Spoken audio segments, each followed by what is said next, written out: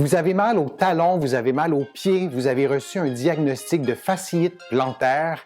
Les douleurs aux pieds et aux talons sont fréquentes. Il y a plusieurs façons de les soulager et je vous en parle dans quelques secondes.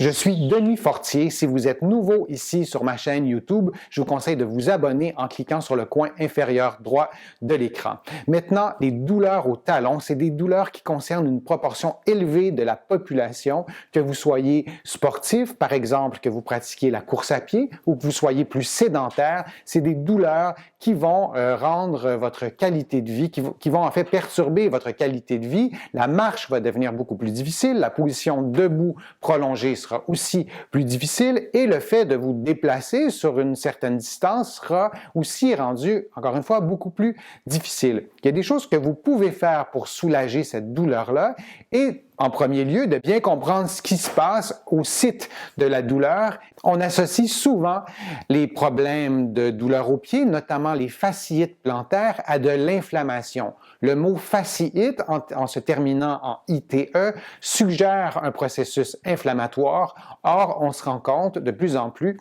que le problème est davantage un processus dégénératif. C'est un petit peu comme si les tissus de la voûte plantaire avaient du mal à se régénérer et il y avait certaines formes d'usure qui s'installaient. On a aussi tendance à simplifier un peu ce problème-là de fasciite plantaire en ne pensant qu'au site douloureux, en essayant de soulager que cet endroit-là. Or, il y a des facteurs prédisposants à la fasciite plantaire et d'agir sur les facteurs prédisposants, parfois, ça peut aussi être une bonne façon de soulager la douleur. La fasciite plantaire concerne toutes les catégories d'âge, toutes les conditions physiques, bien qu'elle serait un peu plus fréquente chez les femmes âgées de 40 à 60 ans. La première façon de soulager la douleur d'une fasciite plantaire, c'est de reposer votre pied. C'est pas toujours facile, notamment si vous travaillez en position debout. C'est difficile de ne pas travailler pendant quelques jours ou quelques semaines,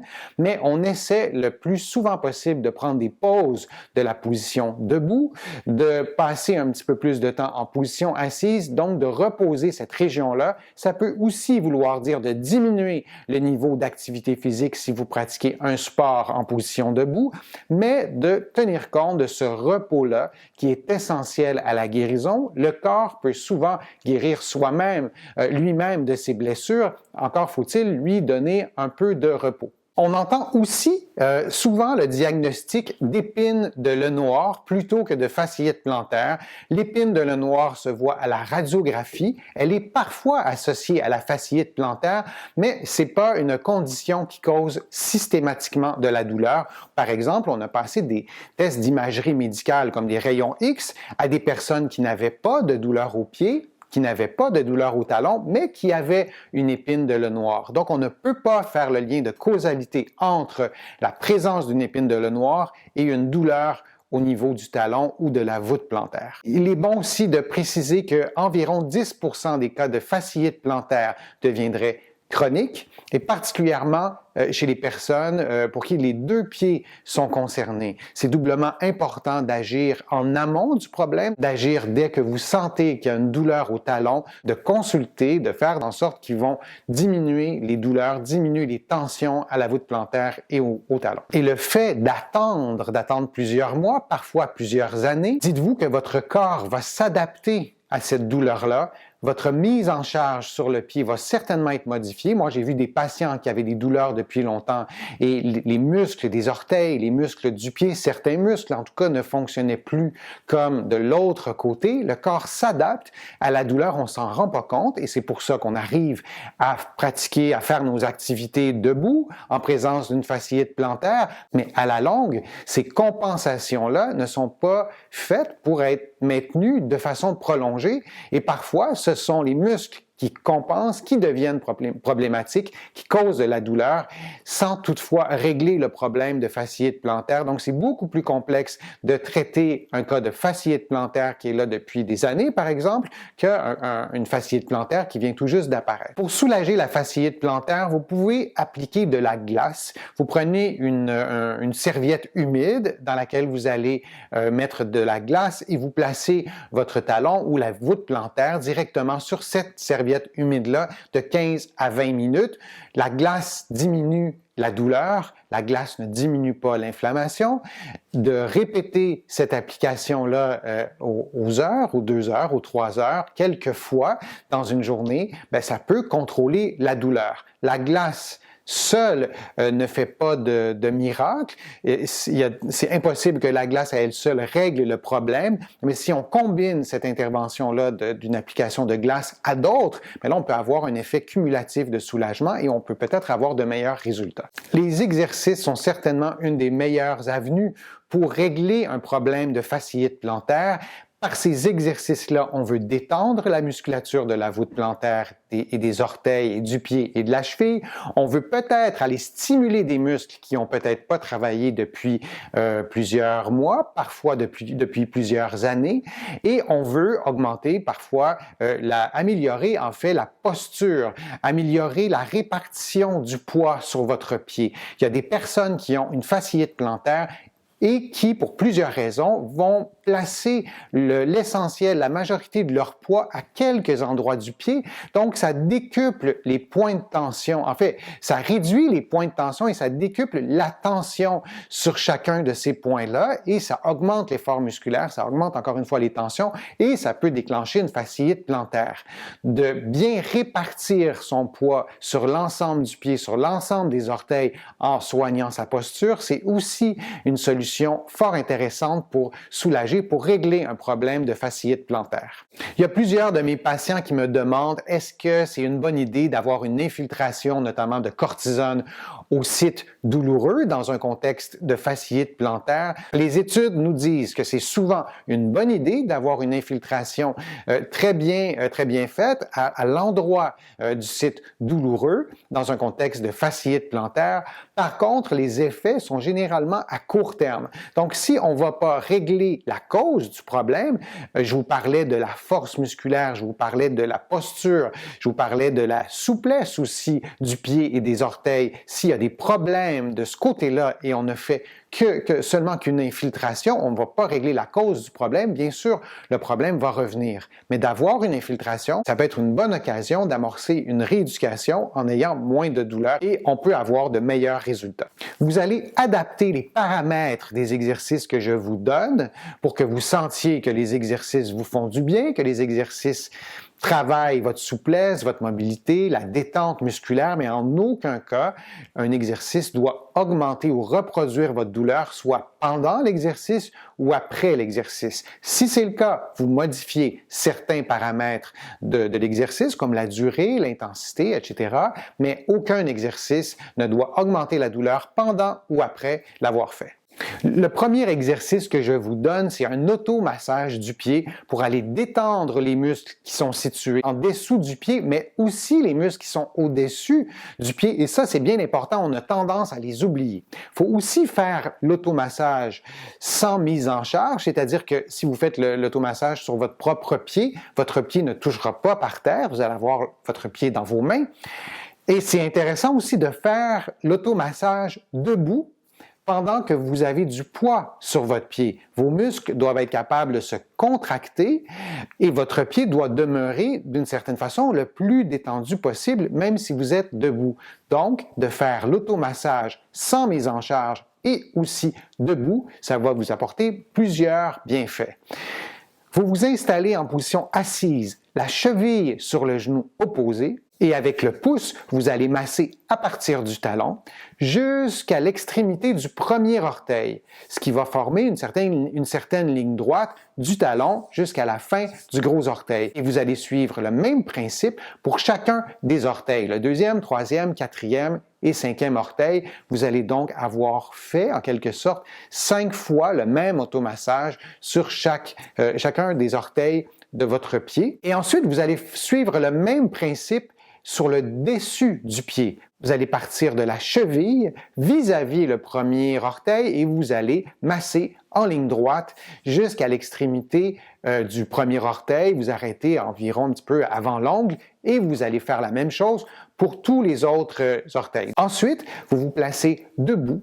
Vous prenez une balle rebondissante, une balle qui est très ferme et vous allez faire la même chose. Évidemment, pas avec vos doigts parce que vos doigts ne se rendent pas jusque-là, mais avec une balle. Vous placez la balle très près du talon, vis-à-vis ou aligné en tout cas au premier orteil et vous allez glisser, vous allez rouler plutôt la balle jusqu'à la base du premier orteil. Ça demande un peu de pratique, il faut répéter l'exercice pour être habile, pour contrôler le roulement de la balle et vous allez rouler la balle très lentement. L'erreur que la plupart des gens font, c'est de rouler la balle beaucoup trop vite. Et vous y allez donc lentement. C'est vous qui adaptez la pression que vous allez placer sur la balle. Évidemment, si vous placez une pression très, très forte, bien, ça va vous faire mal et c'est absolument pas ça l'idée. Il n'y a aucun exercice qui doit reproduire une certaine forme de douleur. Vos muscles vont être probablement tendus. Vous allez sentir des tensions. C'est pas un massage de détente pendant lequel on va s'endormir. Mais malgré le fait qu'il y ait probablement des tensions, on ne veut pas reproduire votre douleur. Vous allez faire l'automassage en position debout pendant environ 2 à 3 minutes pour chaque pied. Vous allez toujours faire l'automassage aux deux pieds. La partie de l'automassage qui se fait en position assise, même chose, 2 à 3 minutes. C'est impossible de masser le dessus du pied vous-même. Vous pourrez demander, si c'est possible, à une autre personne de masser le dessus du pied, comme vous aurez fait en position assise, mais vous allez aussi donc le faire en position debout. Vous aurez du poids sur le pied et l'autre personne placera probablement son pouce vis-à-vis, très près en tout cas de votre cheville et va faire le même massage dans la même direction, donc de la cheville jusqu'à l'extrémité du premier orteil et la personne suivra le même principe pour chacun des orteils. Le prochain exercice, c'est un exercice postural. Vous allez vous placer debout sur vos deux pieds et vous allez prendre conscience de la mise en charge qui a lieu sous vos pieds. Les yeux fermés, vous allez vérifier si vous mettez plus de poids sur votre pied droit ou votre pied gauche. Si vous mettez plus de poids sur le pied qui a de la douleur ou sur le pied qui n'en a pas. Vous allez aussi vérifiez si vous mettez plus de poids sur la partie avant du pied ou sur les talons. La plupart des personnes qui ont une douleur au talon vont avoir tendance à mettre plus de poids sur les talons et parfois, cette caractéristique-là va créer une surcharge dans la région du talon à la voûte plantaire et va être un des facteurs contribuants au problème. Après avoir fait cette prise de conscience-là, vous allez vous placer debout sur les deux pieds, idéalement les yeux fermés, et vous allez déplacer votre poids sur l'avant-pied. Tranquillement, graduellement, vous allez donc retirer un peu de poids du talon et pour le placer sur les orteils. Et dans cette position-là, vous allez vous assurer de détendre vos orteils, de déployer les orteils. Il y a des personnes qui ont tendance à agripper, à fléchir le bout des orteils en ayant un peu plus de poids sur la partie avant. On devrait être capable de prendre cette position-là en allongeant les orteils, idéalement en les détendant. Et vous allez aussi regarder, vérifier, sentir à l'intérieur de votre corps si vous avez les yeux fermés, si vous placez autant de poids à droite qu'à gauche. Est-ce que vous placez autant de poids sur le pied qui est douloureux versus le pied qui ne l'est pas? Et dans tout cet exercice-là, ce qu'on souhaite, c'est de tendre vers une certaine symétrie, gauche-droite, et on essaie de déployer la mise en charge autant sur la partie avant du pied que sur les talons. Vous allez faire cet exercice-là de 2 à 5 minutes. Si vous vous rendez compte que l'exercice vous fait travailler des muscles de la voûte plantaire, que le pied se fatigue, vous prenez quelques secondes de pause et vous continuez, mais vous faites l'exercice pendant quelques minutes. Un autre exercice consiste à assouplir la voûte plantaire. Vous allez vous placer sur votre lit ou directement au sol, peut-être sur un tapis de yoga pour être confortable, et vous allez passer une serviette au bout du pied et vous allez tenir avec vos mains l'extrémité de la serviette. Et lentement, graduellement, vous allez tirer avec vos mains pour effectuer une flexion dorsale de la cheville. Donc, l'angle de votre cheville va dépasser les 90 degrés. Et vous allez aussi, avec la serviette, tirer sur les orteils pour que les orteils pointent un peu plus dans votre direction. Et vous vous doutez que cet exercice-là va assouplir, va allonger, va étirer la voûte plantaire, les muscles de la voûte plantaire et va bouger aussi votre ossature pour pouvoir aller assouplir l'ensemble du pied. Vous allez maintenir la position de 10 à 30 secondes, vous allez relâcher et vous allez refaire l'exercice environ de 3 à 10 fois. Une variante de cet exercice-là consiste à croiser la serviette avec les mains et vous allez surtout tirer avec une main. En faisant le même mouvement de flexion dorsale du pied, en même temps, votre pied va verser un peu vers l'intérieur ou un peu vers l'extérieur et l'étirement de la voûte plantaire, l'étirement du pied va se faire différemment, de façon complémentaire à l'autre méthode que je vous ai donnée précédemment. Si vous voyez que les exercices que je vous ai donnés après quelques semaines, il n'y a aucune différence, si vous voyez que votre problème ne change pas, ou si vous voyez que ça s'est amélioré, mais dans certaines situations, dans certaines activités sportives, la douleur revient et vous ne pouvez pas pratiquer ces activités-là, ne vous dites pas que bon, c'est fini pour cette activité sportive-là. Par exemple, au contraire, moi, je vous encourage à consulter un professionnel de la santé. Si vous êtes au Québec, consultez un professionnel de la physiothérapie. Vous pouvez visiter le site de l'Ordre professionnel de la physiothérapie du Québec. Et si vous êtes en France, consultez un kinésithérapeute. Les titres professionnels changent d'un côté ou l'autre de l'Atlantique. C'est un peu compliqué, mais c'est comme ça. Donc, si vous êtes en France, visitez le site de l'Ordre des masseurs kinésithérapeutes et vous allez trouver sur ces sites-là des références. Vous allez trouver un professionnel qui travaille près de chez vous. Si vous avez des questions sur la fasciite plantaire, si vous avez des commentaires, je vous invite à me les écrire sur le fil de discussion sur les réseaux sociaux. J'espère que ma vidéo vous a plu. Si c'est le cas, cliquez j'aime, partagez-la sur les réseaux sociaux. Moi, ça me donne plus de visibilité. Ça m'aide à produire des nouveaux contenus. Vous allez aussi trouver beaucoup d'informations sur la fasciite plantaire, sur les douleurs au talon, sur mon site web et aussi en me suivant sur Facebook. Il y a aussi beaucoup d'autres informations dans mes livres que vous allez trouver au Québec, en librairie et sur le web, et mes livres sont aussi disponibles en France, sur le web et en librairie.